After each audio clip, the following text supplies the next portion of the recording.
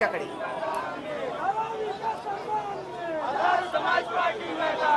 निखिल, आपण पाहतोय की कार्यकर्ते मोठ्या संख्येने धारावी टी जंक्शन परिसरामध्ये जमलेले आहेत। महिला या मोर्चामध्ये सहभागी झालेल्या आहेत मोठ्या प्रमाणामध्ये आणि ठाकरे गटाचे प्रमुख नेते सुद्धा आता पोहोचलेले आहेत। थोड्याच वेळामध्ये उद्धव ठाकरे या ठिकाणी येतील, त्यानंतर नारळ फोडला जाईल आणि मग मोर्चाची सुरुवात होईल, अशी माहिती आताच थोड्या वेळापूर्वी खासदार विनायक राऊत यांनी सुद्धा दिलेली आहे।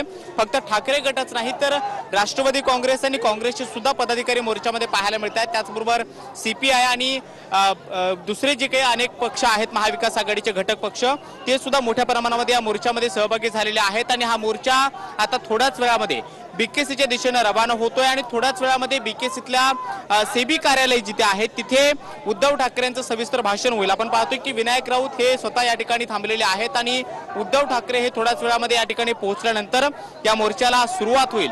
सर्व परिसरामध्ये, या सगळ्या परिसरात पोलिसांचा मोठा बंदोबस्त जो आहे तो सुद्धा तैनात करण्यात आलेला आहे। राज्य राखीव पोलीस दलाचा बंदोबस्त सुद्धा अतिरिक्त मनुष्यबळ म्हणून लावण्यात आलेला आहे आणि बीकेसीला जाणारे जे दोन रस्ते आहेत त्या दोन्ही रस्त्यांपैकी एक रस्ता हा पूर्णतः वाहतुकीसाठी बंद करण्यात आला आणि त्याच रस्त्यावरून या सगळ्या मोर्चाला परवानगी देण्यात आलेली आहे।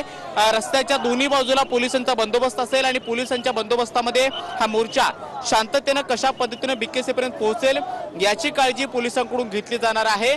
इथे पोहोचल्यानंतर उद्धव ठाकरे हे थोड्यात एक आवाहन करतील आणि त्यानंतरच मोर्चाला सुरुवात होईल। आपण पाहतो की खासदार विनायक राऊत, त्याचबरोबर खासदार अरविंद सावंत हे देखील या ठिकाणी पोहोचलेले आहेत। थोड्याच वेळामध्ये संजय राऊत हे देखील या ठिकाणी पोहोचतील आणि मग उद्धव ठाकरे या ठिकाणी कधीही विकासाला विरोध केला नाही, पण विकासाच्या नावाखाली मुंबई विकणं, मराठी माणसाला देशोधडीला लावणं, शेतकऱ्यांना देशोधडीला लावणं, याला आमचा विरोध आहे।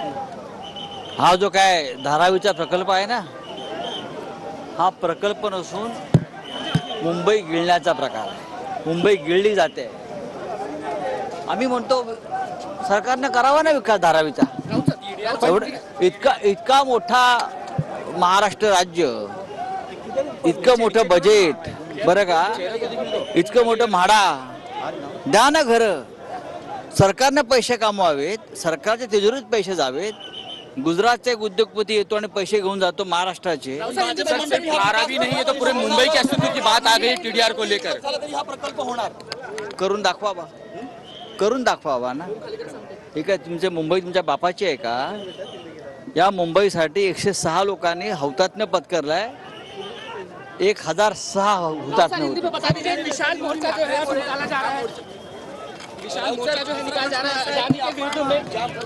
फडणवीस म्हणतात की आपण सुपारी घेऊन आजचा मोर्चा महाविकास आघाडी आणि सुपारी घेऊन बघा, जे सुपाऱ्या घेऊन राजकारण करतात त्यांच्या डोक्यात आणि कन्वर्टीला काम सुपाऱ्यात असतात, लक्षात घ्या सर। सेंटर व्ह्यू सुपारी आम्हाला शिकवू नका। आमच्या कोकणात सुपारीचं फार पीक आहे।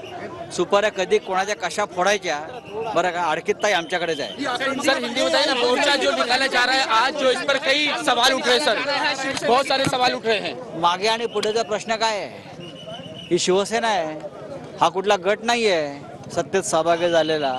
आम्ही रस्त्यावरच जन्माला आलो, रस्त्यावरच लढणार। सर, मोर्चे को लेकर फडणवीस जी बहुत सारे सवाल उठा रहे हैं। वो परेशान एक मिनट, आराम से।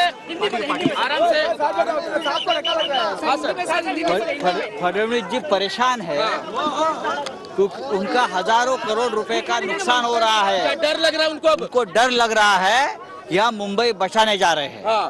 तो उद्धव साहब अब किस तरह से अपना पावर दिखाएंगे सर?